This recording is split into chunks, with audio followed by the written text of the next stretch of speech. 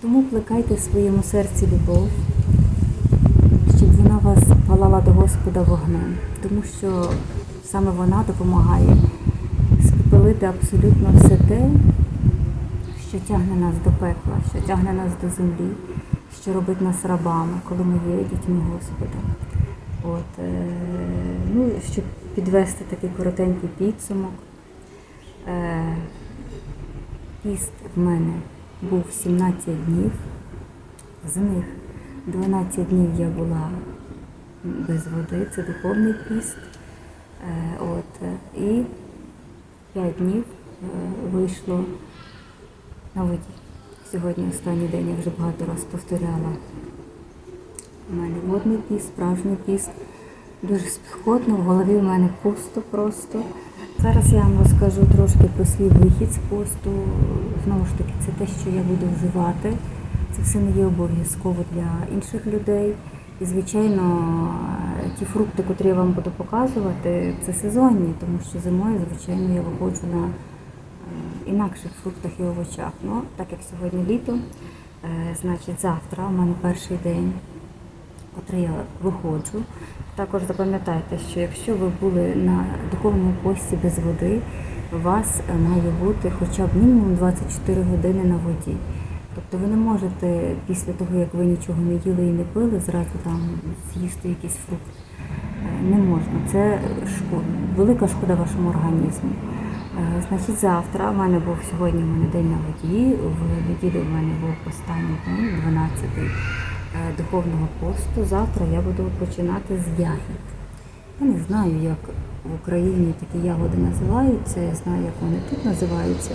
Чому я їх вибрала? По-перше, у них дуже тоненька шкірка, вони не солодкі, не кислі, в них такий нейтральний смак і кісточки майже дуже маленькі, не такі, наприклад, як в звичайних ягід.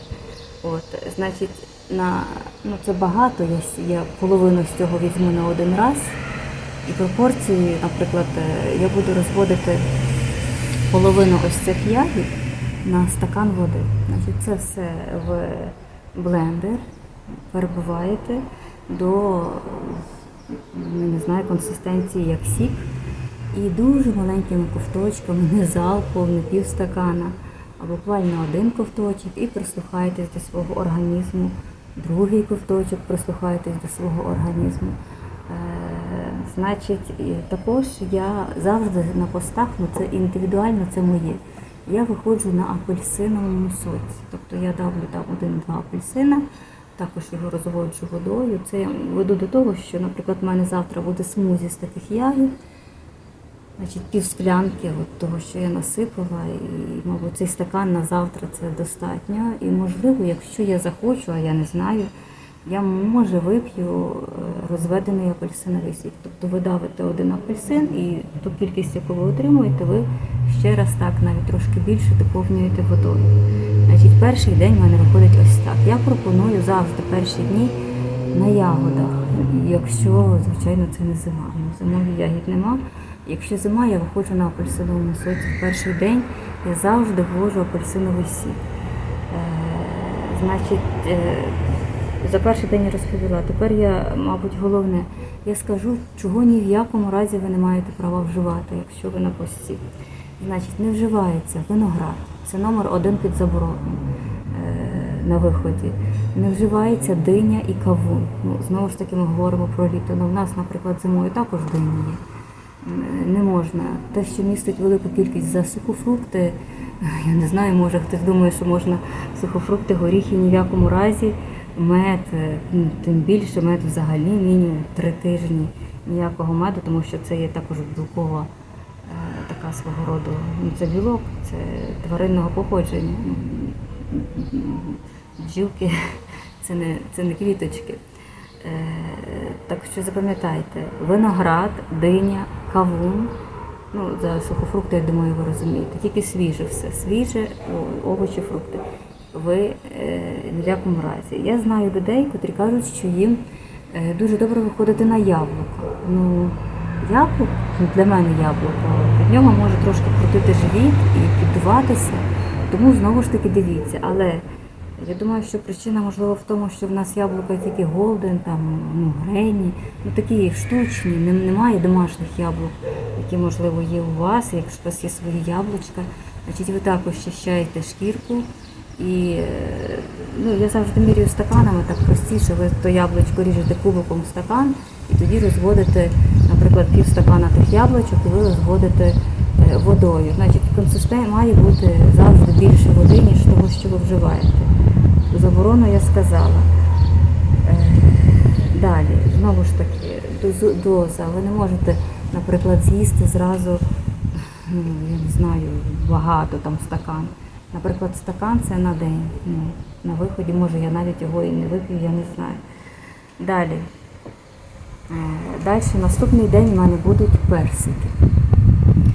Персики різні є. Один персик, півперсика, якщо такий великий, я буду брати. Так само, все те саме, що з ягодами, я його буду розводити стаканом води, перебивати. І єдине, що якщо ви берете персик, він має бути м'який. Ні в якому разі він не має бути твердий. Тобто все має бути спіле і м'ягеньке. Це дуже важливо. А абрикоси я не раджу, тому що вони мають такий ефект послаблюючий. І зараз у вас абсолютно пустий кишечник. Я думаю, що це неправильно. Також можна виходити на бананах спілих. Я не дуже люблю, тому що мені вони чомусь здаються важко, а комусь здаються, люди люблять. Тобто це навіть рекомендується на банані виходити, також його перебиваєте з водичкою, легенько чайною ложечкою вживаєте. 2 дні я розповіла.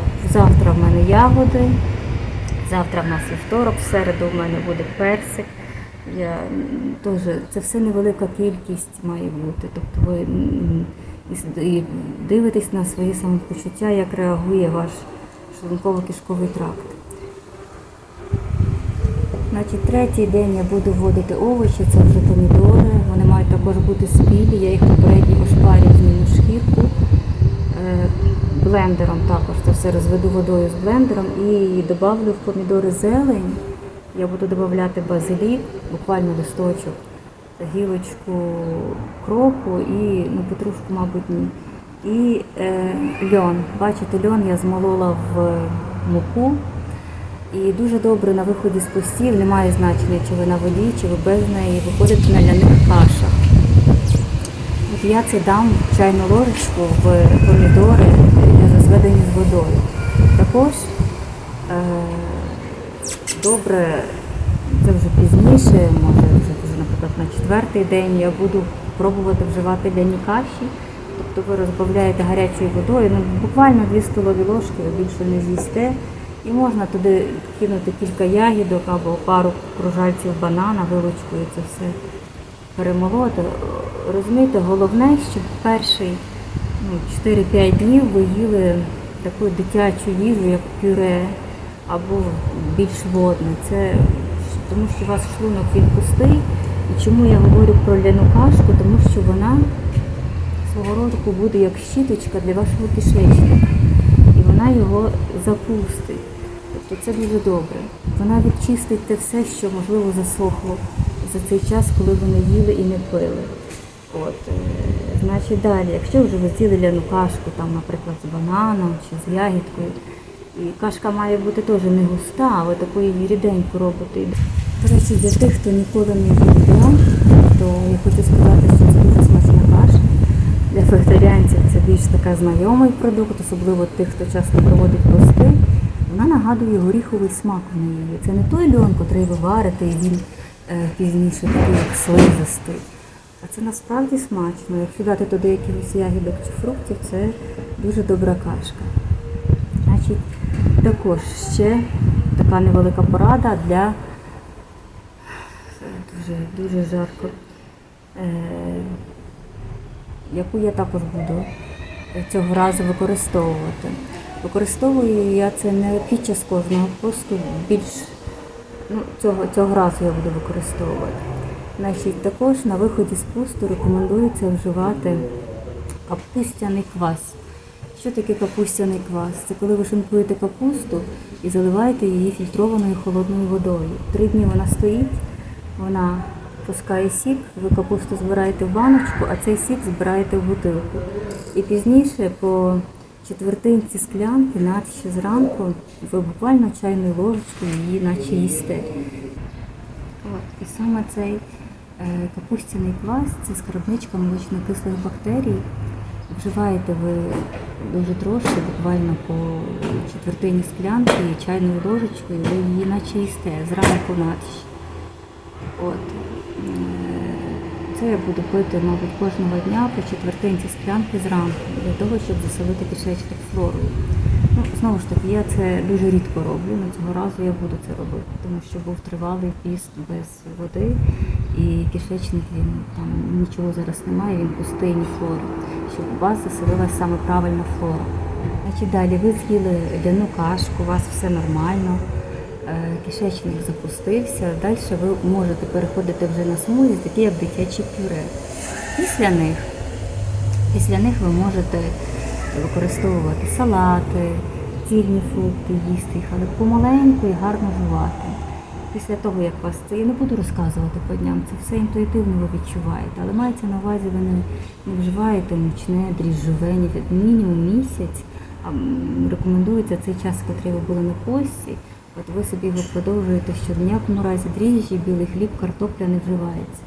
Можна вести якусь вже на 10-й день легеньку молочно-кислі якісь продукти, або якусь дуже нежирну рибу, і то дуже акуратно. Значить, як ви поїли салати, так, ви можете їсти фрукти, у вас все нормально. Далі ви можете ввести якісь парові або відварені супи-пюре. В моєму випадку я буду готувати суп-пюре з солодкої картоплі. Там використовується солодка картопля, морква, трошки тертого імбіря і помідори, також зелень. Це все воно на маленькому вогні вариться, без солі, до речі, без нічого. І перебивається блендером. Така легенька юшечка, з помідорів також ви знімаєте шкірку. І таку легенький, такий воно буде як дитяче пюре, супчик ви вживаєте. Ну все, а далі вже можете вводити, хто їсть каші, я вже казала, молочну, рибу, дуже помаленьку. Ті, хто їсть м'ясо, ви повинні зачекати, тому що м'ясо, воно оброблене дуже великою хімією, антибіотиками, і тому чистий організм не потрібно одразу його знову ж таки заганяти в такий якийсь стан інтоксикації. Тому з ним зачекайте. От, значить, все. Далі що? Ну, таке як випічка молочна, я вже сказала, дріжджове, з дріжджами і з хлібом, ви вже після 3-го тижня вже можете по маленькому кусочку вживати. Навіть, як ви скажете, а чи можна окисну? Ні. Білої муки не можна. І все. Значить, якщо ви будете пам'ятати ось ці правила, значить, якщо у вас буде норма якась, ви не маєте зразу вже з'їсти рибу вже там на 5-й день, коли вже ваш шлунок трошки розтягнувся, я ще хочу. Ні, у вас має бути якась посудина, це ваша доза, і ви помаленьку. Якщо ви не наїлися, наприклад, то через 1,5 годинки знов з'їжте, розумієте? Але не зразу. Так само для людей, хто дуже любить сіль, ви можете підсолювати десь вже після 6-7 дня, але теж має бути все в міру. Також не рекомендується, такі речі, як жарене, мова не йде. Це має бути тільки щось парове, відварене, легеньке. Ну, так як ви собі уявіть, що ви обхворіли, у вас була важка недуга і вам потрібно виходити. І все, помаленьку далі у вас все буде. Якщо, я думаю, що я все розказала.